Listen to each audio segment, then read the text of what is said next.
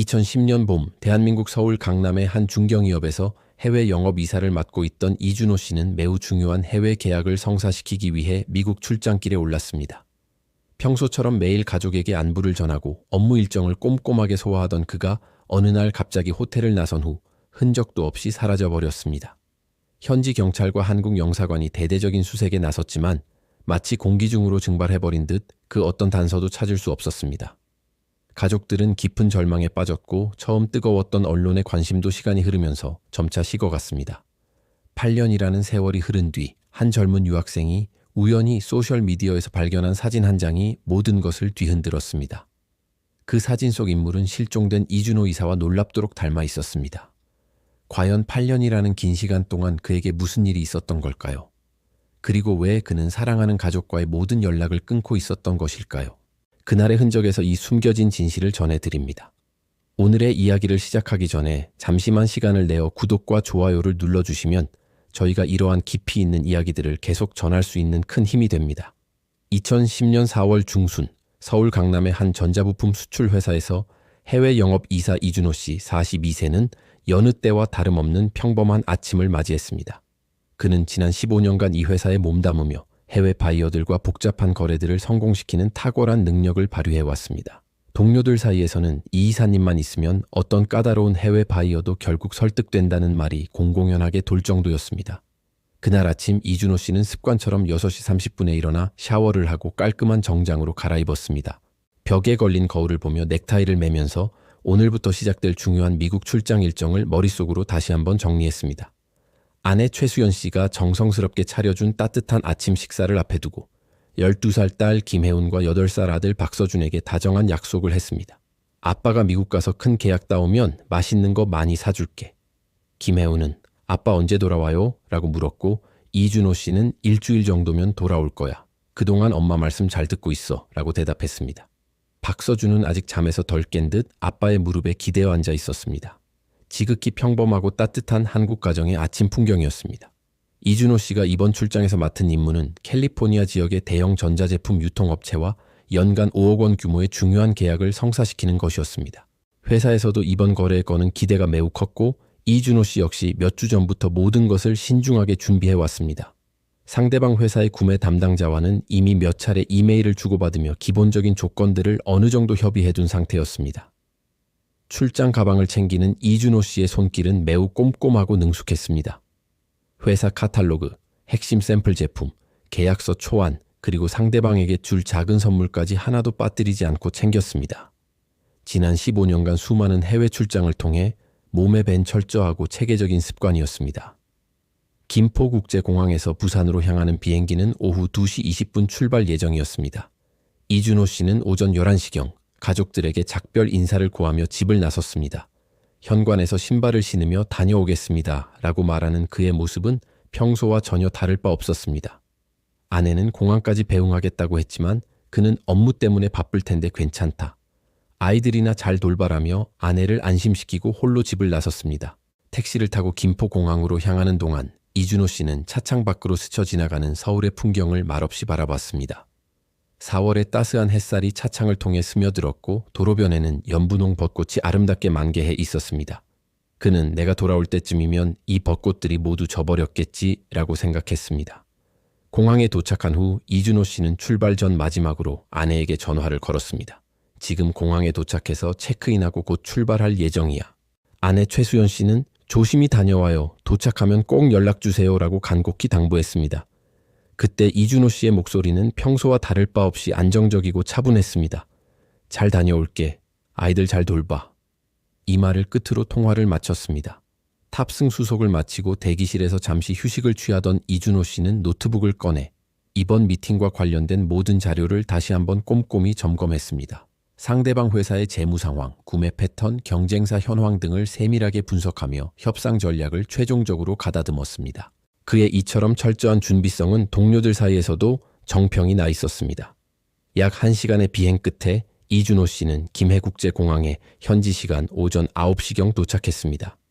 짐을 찾은 후 미리 예약해둔 렌터카 업체로 향했습니다. 부산의 4월 날씨는 서울보다 조금 더 따뜻했고 공항 밖으로 나서자 해안 도시 특유의 시원하고 상쾌한 공기가 느껴졌습니다. 숙소는 서면 지역에 위치한 중급 호텔이었습니다. 회사 출장비 범위 내에서 선택한 곳으로 깔끔하고 업무용으로는 충분한 시설을 갖추고 있었습니다. 이준호 씨는 체크인을 마친 후 오후 2시경 아내에게 무사히 도착했다는 안부 문자를 보냈습니다. 부산 도착했어요. 날씨 좋고 호텔도 괜찮네요. 내일 미팅 준비하고 있으니 걱정 마세요. 단순하지만 따뜻한 마음이 담긴 메시지였습니다. 아내는 곧바로 고생 많으셨어요. 몸조리 잘하시고 좋은 결과 있기를 바라요. 라고 답장을 보냈습니다. 호텔방에서 잠시 휴식을 취하며 출장지의 분위기에 적응하던 이준호 씨는 저녁 7시경 현지 사업 파트너인 강인태 씨와 만났습니다. 강인태 씨는 몇 년 전부터 이준호 씨의 부산 출장 때마다 현지 사정을 알려주고 많은 도움을 주는 역할을 해왔습니다. 두 사람은 호텔 근처의 돼지국밥 식당에서 만나 다음 날 미팅 준비에 대해 상세히 논의했습니다. 이번 바이어는 꽤 까다롭다고 들었는데 준비는 충분히 하셨죠? 강인태 씨가 물었습니다. 이준호 씨는 자신감 있는 목소리로 답했습니다. 물론이죠.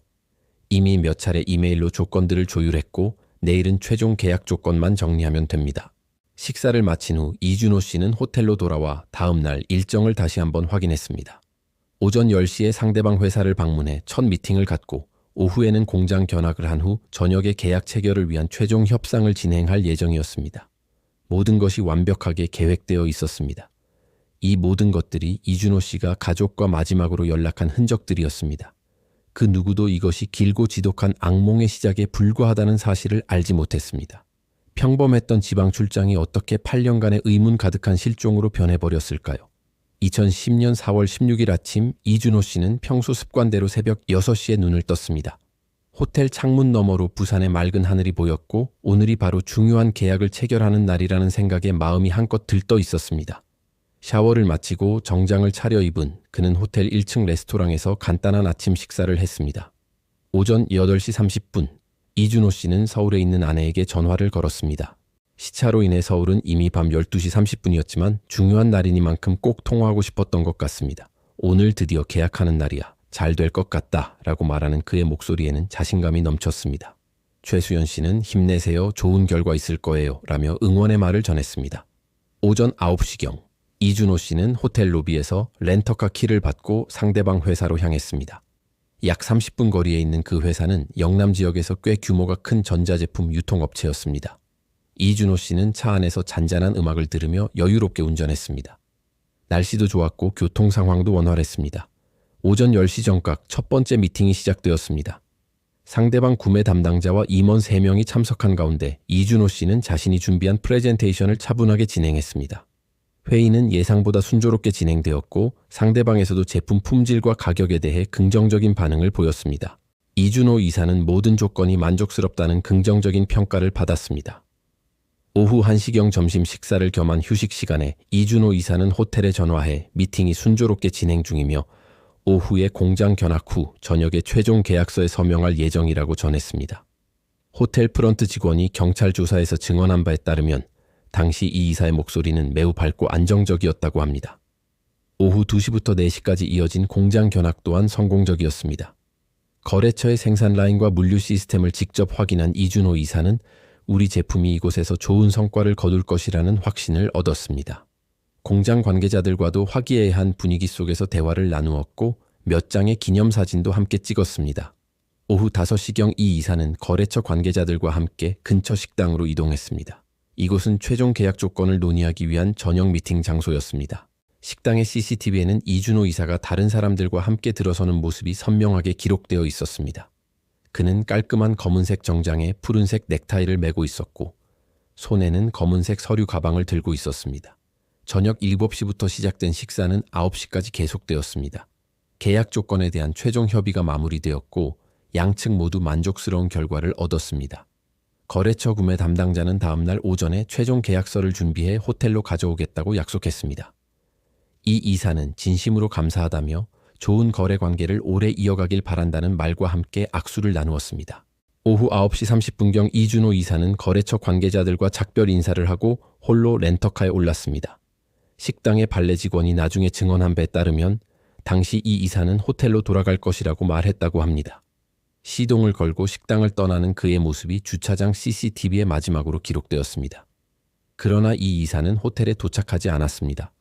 다음 날 오전 10시 계약서를 가지고 호텔을 찾은 거래처 직원은 이준호 이사가 체크아웃하지 않았는데도 방에 없다는 호텔 측의 말을 듣고 의아함을 느꼈습니다.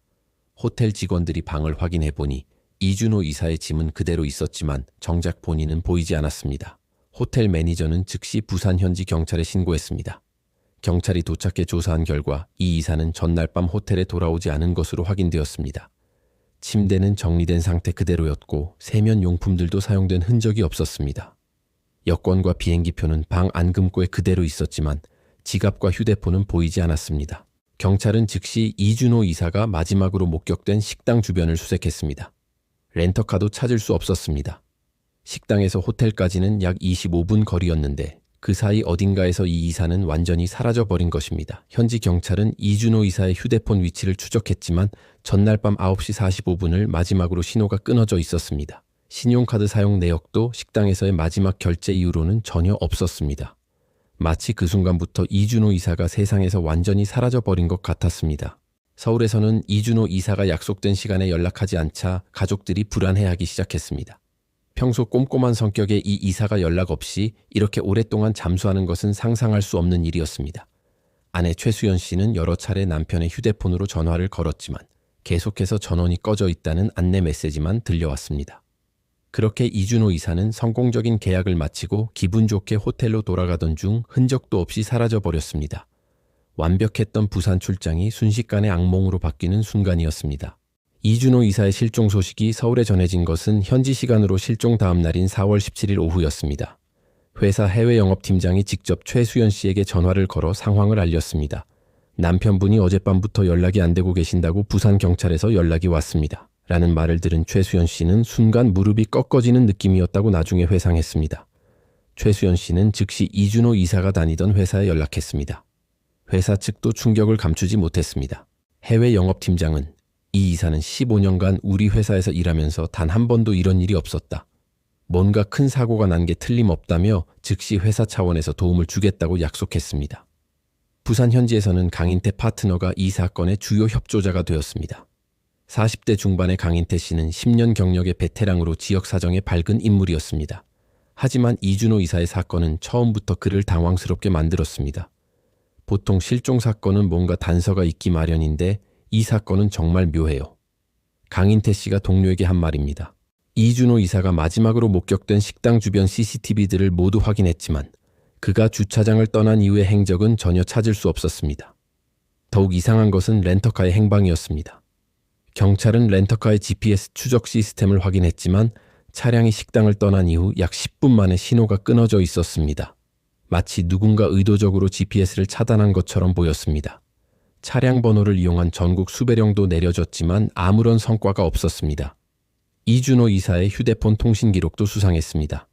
평소 하루에 10통 이상의 전화와 수십 건의 문자를 주고받던 그의 휴대폰이 오후 9시 45분을 마지막으로 완전히 침묵에 빠져버렸습니다. 통신사 측의 협조로 마지막 접속 위치를 추적한 결과 식당에서 북동쪽으로 약 3km 떨어진 지점에서 신호가 끊어진 것으로 나타났습니다. 그 지역은 주거지역과 상업지역이 혼재된 곳으로 CCTV가 그리 많지 않은 구역이었습니다. 경찰은 그 일대를 샅샅이 뒤져봤지만 이준호 이사나 렌터카의 흔적은 찾을 수 없었습니다. 마치 그 순간부터 둘 다 공기 중으로 증발해버린 것 같았습니다. 서울에서는 최수연 씨가 급히 부산행 비행기에 올랐습니다. 12살 딸 혜운이와 8살 아들 서준이를 친정 어머니에게 맡기고 홀로 떠나는 길이었습니다. 아빠 언제 와요? 라고 묻는 아이들에게 곧 아빠랑 같이 돌아올 거야 라고 말했지만 그 자신도 확신이 서지 않았습니다. 부산에 도착한 최수연 씨는 강인태 파트너와 함께 현지 경찰서를 찾았습니다. 강인태 파트너는 정중하게 그녀를 맞이하며 현재까지의 수사 상황을 브리핑해 주었습니다. 현재 모든 가능성을 열어두고 수사하고 있습니다. 사고, 범죄, 그리고 자발적 실종까지 모든 경우를 고려하고 있어요. 하지만 최수연 씨는 자발적 실종 가능성을 강하게 부인했습니다. 제 남편은 절대 그런 사람이 아닙니다. 가족을 버리고 떠날 이유도 없고 그럴 성격도 아니에요. 15년 동안 함께 살면서 한 번도 그런 모습을 보인 적이 없어요. 그녀의 목소리에는 확신이 서려 있었습니다. 경찰은 이준호 이사의 과거 기록도 철저히 조사했습니다. 서울경찰과의 공조를 통해 그의 신용기록, 교우관계, 회사 내 인간관계 등을 모두 점검했습니다. 하지만 어떤 문제도 발견되지 않았습니다. 도박빚도 없었고 불륜 관계도 없었으며 회사에서의 평판도 매우 좋았습니다. 이준호 이사와 함께 저녁 식사를 했던 부산거래처 관계자들도 여러 차례 조사를 받았습니다. 하지만 그들의 증언은 모두 일치했습니다. 이 이사는 매우 만족스러워했고 내일 최종 계약서에 서명하는 것을 기대하고 있었다. 전혀 이상한 기색이 없었다는 것이었습니다. 사건 발생 일주일 후 부산 지역 주민들이 자발적으로 수색대를 구성했습니다. 약 50명의 시민들이 이준호 이사가 마지막으로 목격된 지역 일대를 샅샅이 뒤졌습니다. 산악구조대까지 동원해 인근 산과 계곡을 수색했지만 아무것도 찾을 수 없었습니다. 최수연 씨는 부산에서 2주를 머물며 수색에 참여했습니다.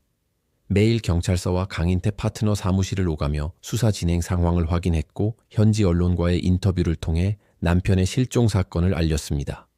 울면서 호소하는 그녀의 모습은 지역 방송을 통해 계속해서 송출되었습니다.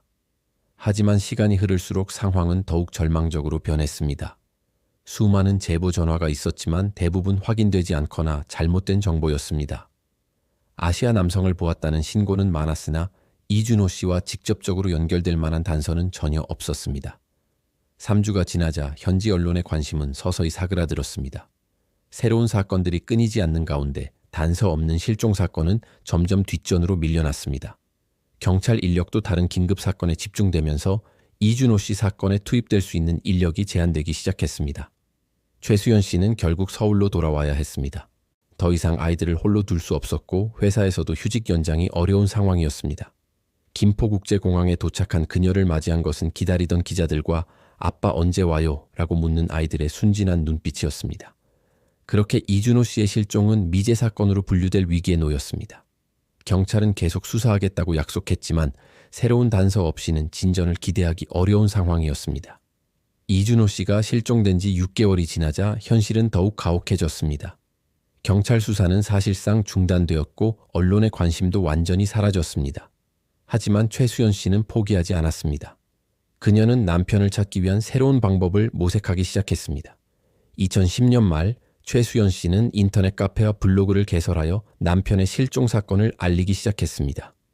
이준호를 찾습니다라는 제목의 카페에는 남편의 사진, 실종 당시 상황, 그리고 목격자를 찾는 간절한 글들이 올라왔습니다.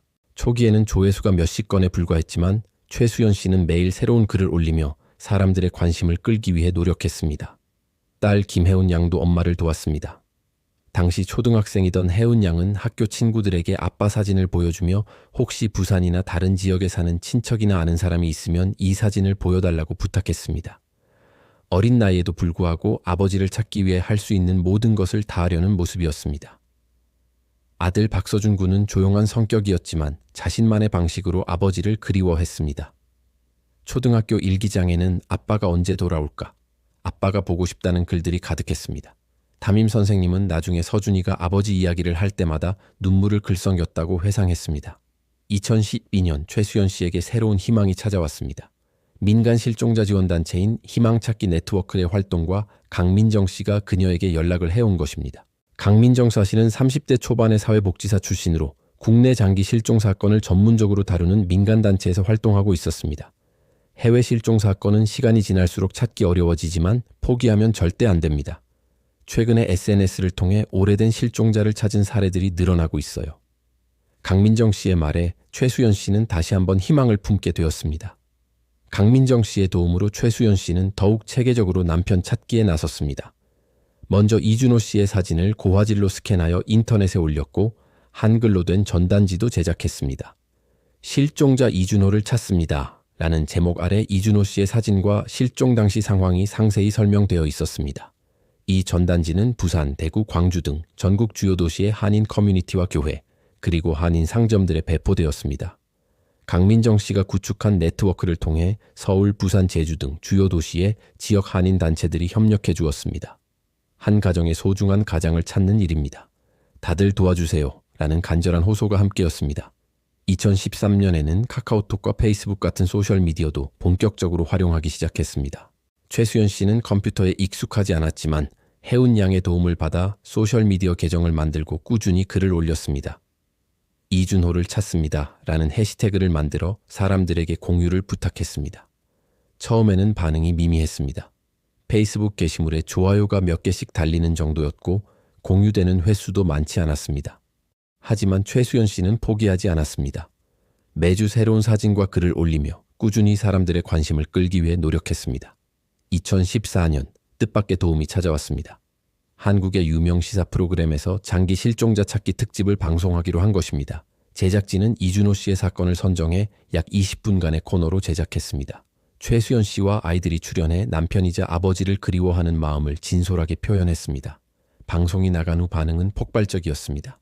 프로그램 홈페이지에는 수백 건의 댓글이 달렸고 제보 전화도 쏟아졌습니다. 부산에 사는 친구에게 물어보겠다. 우리 교회에서도 돕겠다는 따뜻한 메시지들이 계속 들어왔습니다. 하지만 구체적인 단서로 이어지는 정보는 없었습니다. 그해 말 최수연 씨는 직접 부산을 다시 방문했습니다. 4년 만에 재방문이었습니다. 이번에는 혼자가 아니었습니다. 강민정 씨와 함께 일주일간 부산 서면 일대를 돌아다니며 전단지를 배포하고 사람들을 만났습니다. 부산 서면의 식당과 상점들을 일일이 방문해 사장들에게 부탁했습니다. 제발 이 사진을 가게에 붙여주세요. 혹시 이런 사람을 본 적이 있으시면 연락해주세요. 대부분의 사람들이 동정심으로 도와주었지만 여전히 구체적인 정보는 없었습니다. 강인태 씨도 다시 만났습니다. 그는 여전히 이준호 씨의 사업 파트너였지만 솔직하게 한계를 털어놓았습니다. 4년이 지난 지금 새로운 단서 없이는 수사를 진전시키기 어려운 상황입니다. 하지만 완전히 포기한 것은 아닙니다. 언제든 새로운 정보가 들어오면 즉시 조사하겠습니다. 2015년에 접어들자 주변 사람들은 최수연 씨에게 이제 포기하고 새로운 삶을 시작하라고 조언하기 시작했습니다. 5년이라는 시간이 흘렀지만 남편의 생사조차 확인할 수 없는 상황에서 아이들을 위해서라도 현실을 받아들여야 한다는 것이었습니다. 하지만 최수연 씨의 생각은 달랐습니다. 남편이 죽었다는 확실한 증거가 없는 한 저는 계속 찾을 겁니다. 설령 시신이라도 찾아서 제대로 장례를 치러주고 싶어요. 그게 아내로서 아이들의 엄마로서 제 의무라고 생각해요. 혜운 양도 중학생이 되면서 엄마의 뜻을 더욱 적극적으로 지지했습니다. 우리 가족은 아빠를 포기하지 않을 거예요.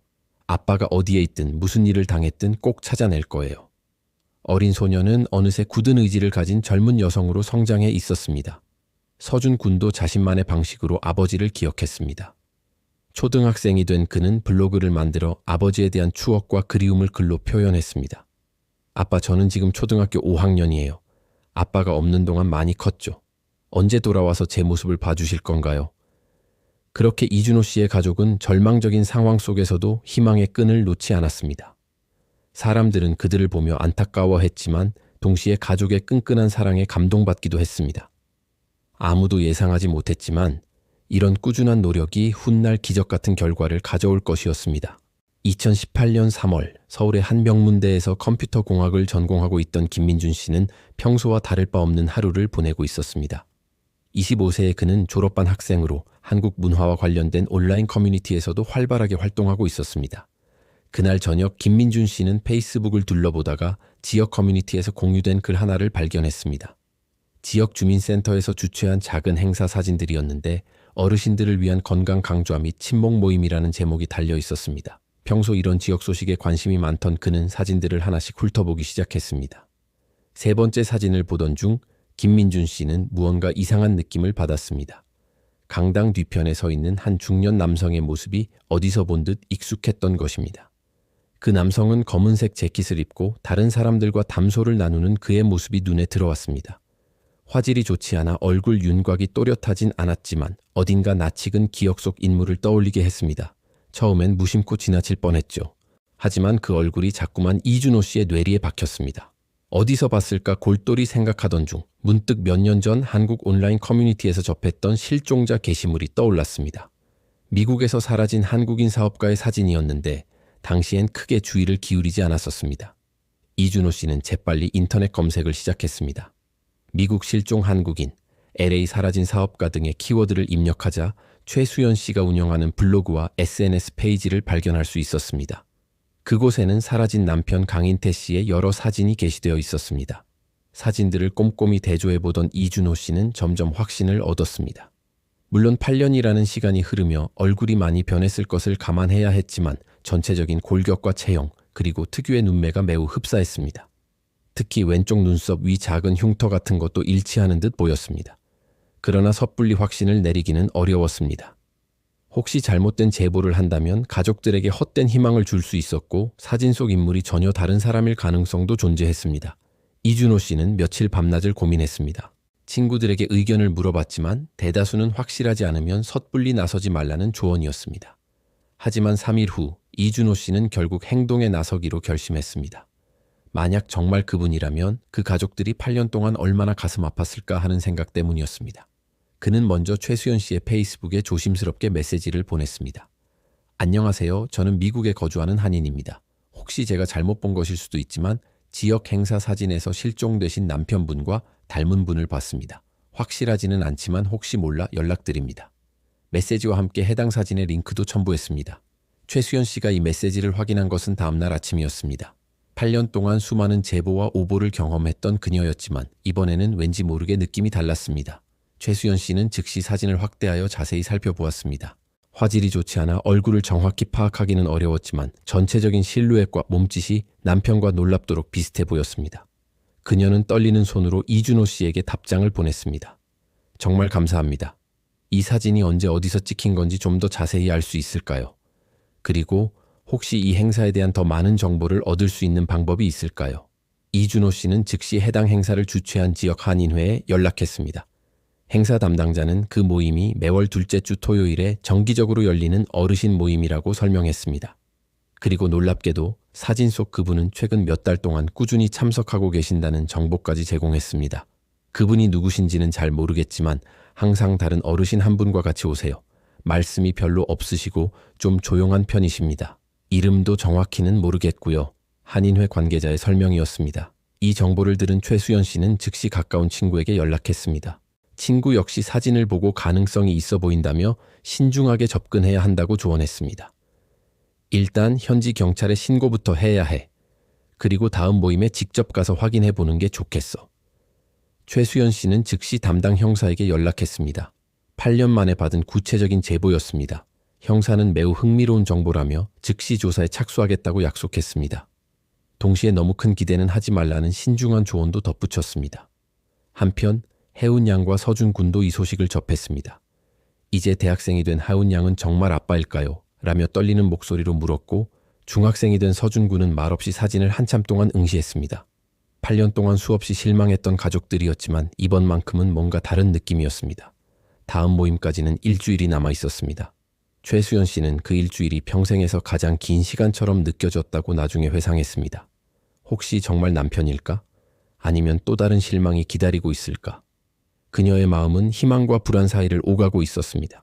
이준호 씨의 우연한 발견이 8년간 풀리지 않던 실종 사건의 실마리가 될 수 있을까요?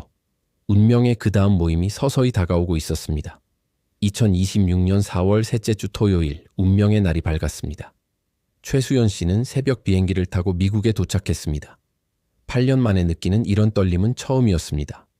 공항에서 그녀를 맞이한 것은 담당 형사와 이준호 씨, 그리고 친구였습니다. 오늘 오후 2시에 그 모임이 시작됩니다. 우리는 조금 떨어진 곳에서 지켜볼 예정입니다. 형사의 설명이었습니다. 경찰은 이미 며칠 전부터 해당 한인회 주변을 은밀히 감시하고 있었습니다. 혹시 모를 상황에 대비해 충분한 인력을 배치해 둔 상태였습니다. 오후 1시 30분, 일행은 한인회관 근처에 도착했습니다. 최수연 씨는 차 안에서 남편의 사진을 다시 한번 들여다보았습니다. 8년 전 그날의 모습이 생생했습니다.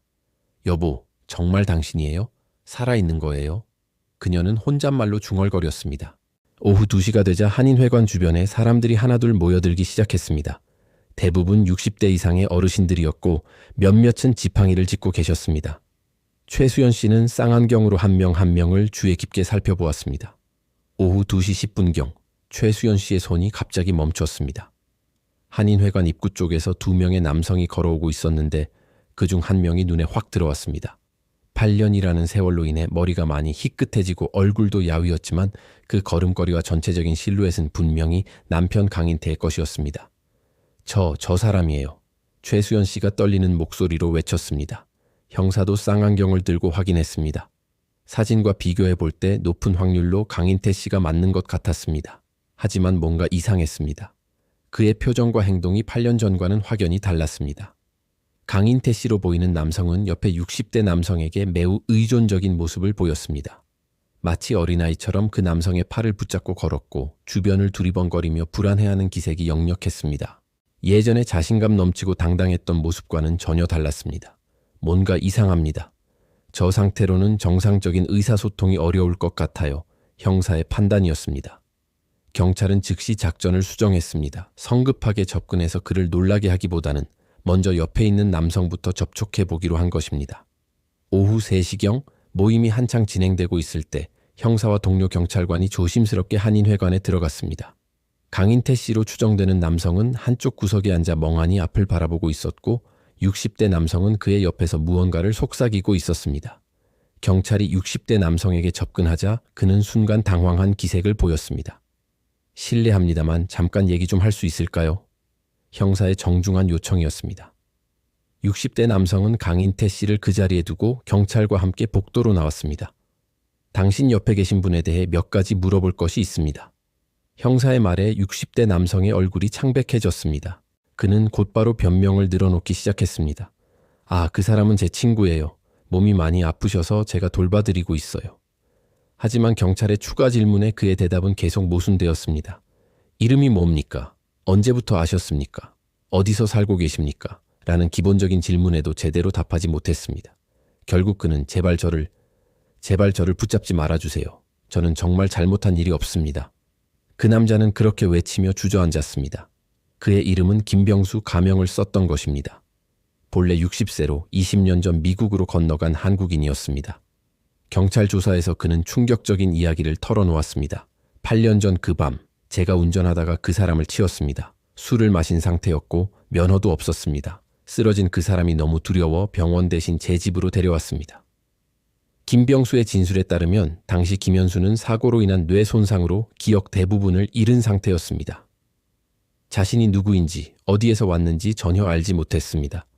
김병수는 이를 악용하여 김현수를 사실상 자신의 집에 가둔 채 8년간 생활하게 했습니다.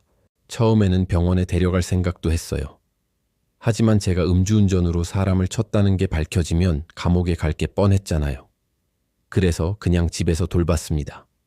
김병수는 눈물을 흘리며 자백했습니다. 더욱 경악스러운 점은 그가 김현수를 경제적으로도 착취했다는 사실이었습니다. 김병수는 김현수의 신분증과 카드들을 모두 없애버린 후 자신의 청소업체에서 무급으로 일하게 했습니다. 기억을 잃은 김현수는 저항할 힘이 없었고 김병수가 시키는 대로 따를 수밖에 없었습니다.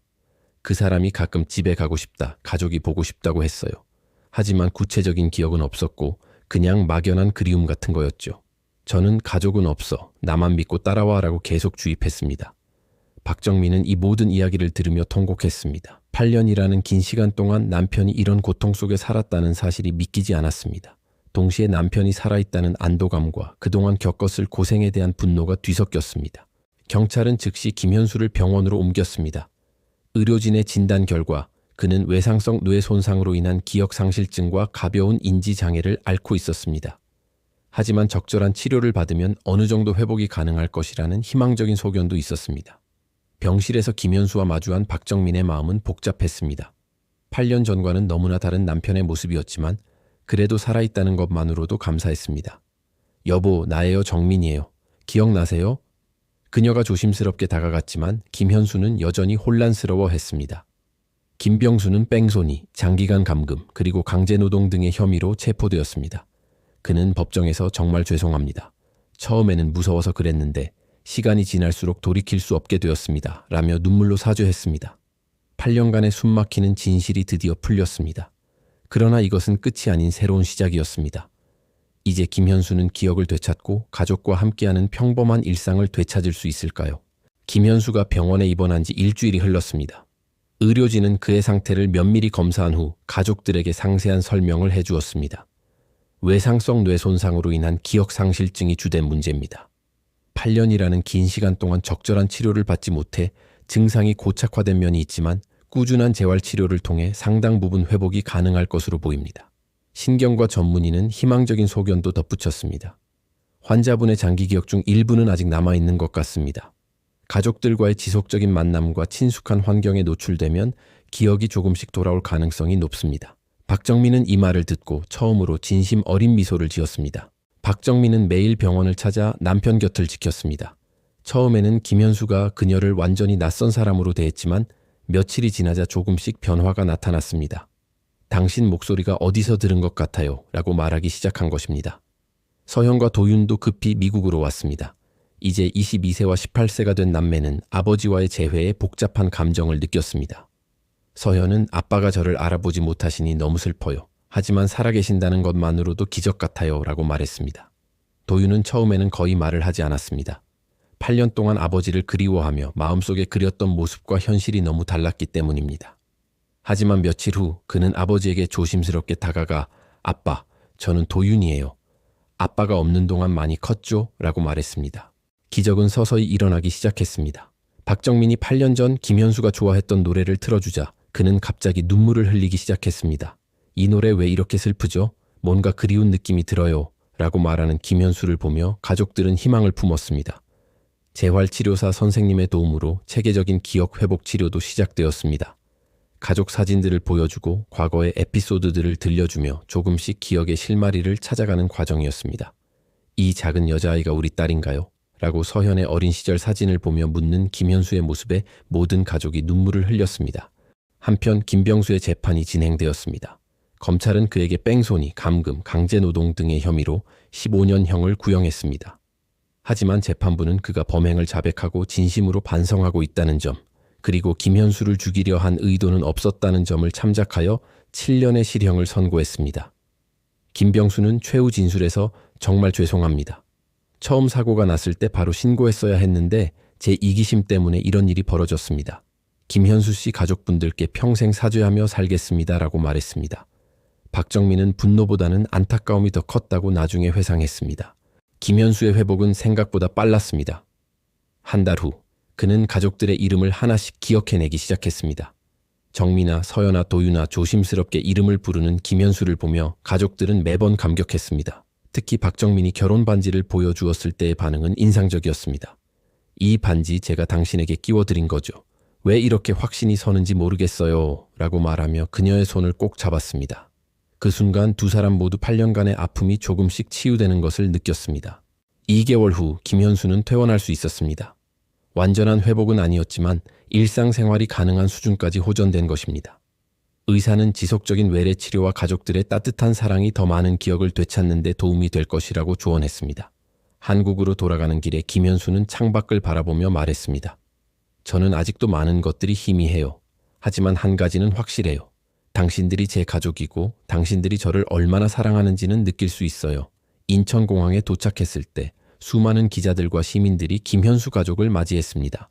8년간의 실종 사건이 해결되었다는 소식은 한국 사회에 큰 반향을 일으켰습니다. 하지만 김현수는 아직 많은 사람들 앞에 서기 어려운 상태였기에 가족들은 조용히 집으로 향했습니다. 집에 도착한 김현수는 현관을 들어서며 여기가 우리 집이죠? 라고 물었습니다. 모든 것이 낯설면서도 어딘가 익숙한 느낌이었다고 나중에 말했습니다. 그날 밤 8년 만에 한자리에 모인 가족들은 조용한 저녁 식사를 함께 했습니다. 김현수는 천천히 일상을 되찾아가기 시작했습니다. 매일 병원에 다니며 재활치료를 받았고 가족들과 함께 산책을 하며 동네를 다시 익혀갔습니다. 때로는 갑자기 기억에 편린들이 떠오르기도 했습니다. 아, 여기 편의점에서 아이들 과자를 사줬었는데 라고 말하며 환하게 웃는 모습을 보면 가족들의 마음도 따뜻해졌습니다. 무엇보다 중요한 것은 가족이 다시 함께할 수 있게 되었다는 것이었습니다. 비록 예전과 똑같지는 않았지만 서로를 사랑하고 아끼는 마음만큼은 더욱 깊어졌습니다. 8년간의 아픔이 오히려 가족의 유대를 더욱 단단하게 만들어준 것 같았습니다. 김현수가 한국으로 돌아온 지 6개월이 지났습니다. 이준호 씨의 회복은 의료진마저 놀라게 할 만큼 빨랐습니다. 가족들의 끊임없는 사랑과 보살핌 덕분에 잃었던 기억들이 조금씩 제자리를 찾아갔죠.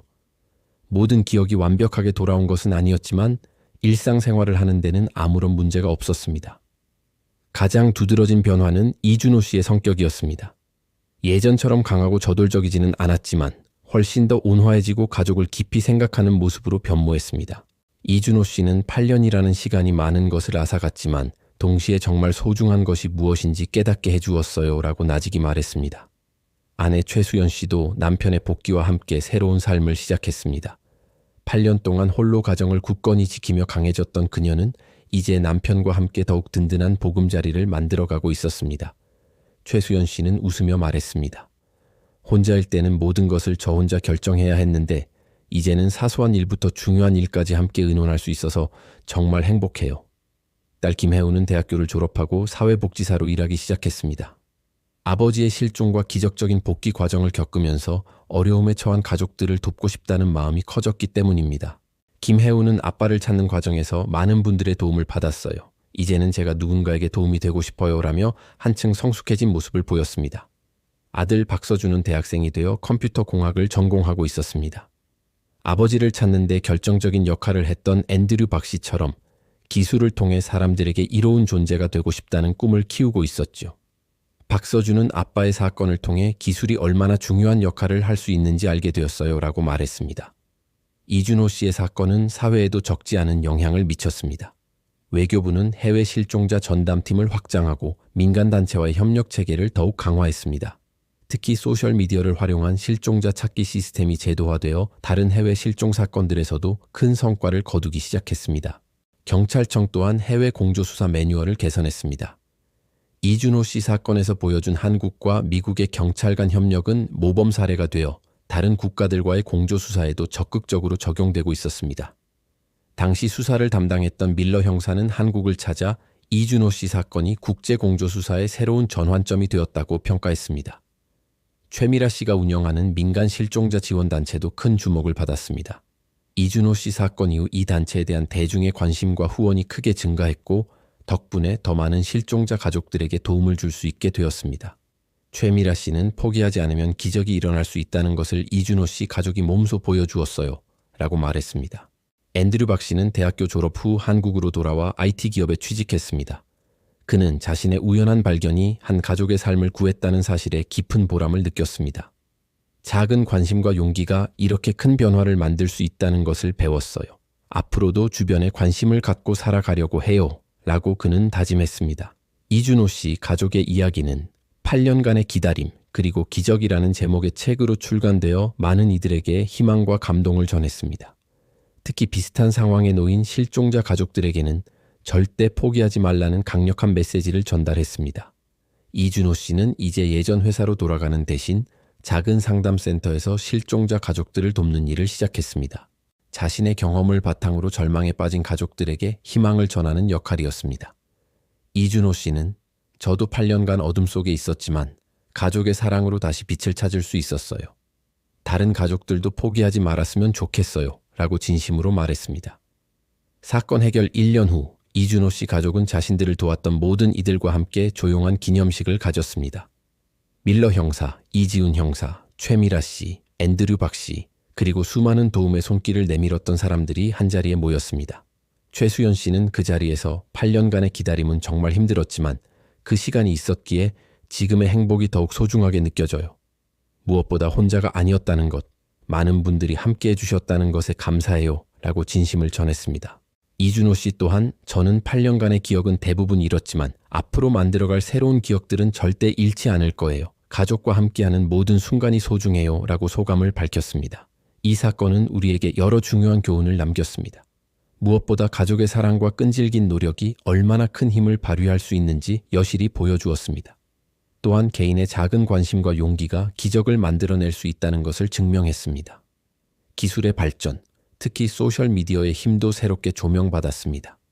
전 세계가 연결된 현대 사회에서는 한 장의 사진이 8년간의 미스터리를 풀 수 있는 열쇠가 될 수 있었습니다. 이는 국경을 초월한 인간적 연대가 얼마나 중요한지 보여주는 사례였습니다. 무엇보다 이 사건은 절대 포기하지 말라는 메시지를 전했습니다. 아무리 절망적인 상황이라도 희망을 잃지 않고 꾸준히 노력한다면 언젠가는 빛이 보일 수 있다는 것을 증명했습니다. 현재 이준호 씨 가족은 평범하지만 행복한 일상을 보내고 있습니다. 완전히 예전과 같지는 않지만 서로를 더욱 아끼고 사랑하는 마음으로 하루하루를 소중히 살아가고 있습니다. 8년간의 아픔이 오히려 더 큰 행복을 가져다 준 것입니다.